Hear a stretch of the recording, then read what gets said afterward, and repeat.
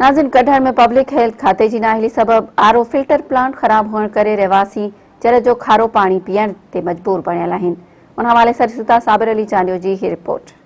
नाज़रीन, अॻूणी क़ौमी असेंबली स्पीकर डॉक्टर फहमीदा तरफ़ां तमीर करायल 2007 में फिल्टर प्लांट जेको पब्लिक हेल्थ सेंटर जी नाअहली सबब मुकमल तौर ते नाकारा बणिजी चुको आहे।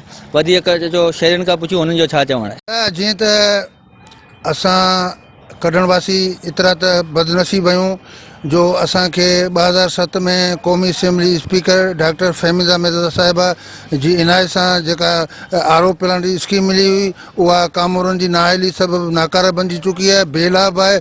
ऐं असां जेको सो वस वारनि खे, हितां जे चूंडियल नुमाइंदनि खे, आला इख्तियारनि खे इहा गुज़ारिश था करियूं त बराए महिरबानी करे हिन स्कीम खे नए सिरे सां चालू करे हितां जे ग़रीब मिसकिन माण्हुनि खे हिन सहूलियत मां फैज़याब कयो वञे। जिन पूरी टीम शहर जे अहम मसइलनि खे अहम इशूनि खे बाक़ाइदे हाईलाइट कनि पिया।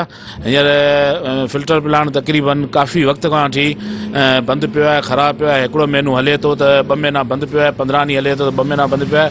पब्लिक हेल्थ वारनि जी इंतिहाई नाअहली आहे ऐं शहरियुनि खे पीअण पाणी जी तमामु घणी तकलीफ़ है। पब्लिक हेल्थ जी नाअहली है जो असां वटि तमामु कढण शहरिया माण्हू, गरीब माण्हू वीचारा पानी नलकनि जो पी करे गुर्दा ख़त्म थियंदा, कई बीमारियूं उन्हनि खे थियंदियूं।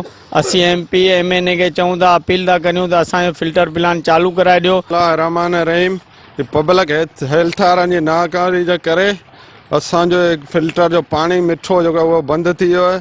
असां नलकनि जो ज़हरीलो पानी जेको आहे उहो हले पियो, उनजे सबब सां असांखे शहर में माण्हुनि खे जजियूं बीमारियूं पकड़ी रहियूं आहिनि। नाज़रीन, तव्हां शहरनि जा वीचार ॿुधा, उन्हनि आला इख्तियारनि खां अपील कई आहे त फिल्टर प्लांट चालू करे उनखे साफ़ पानी मुहैया कयो वञे।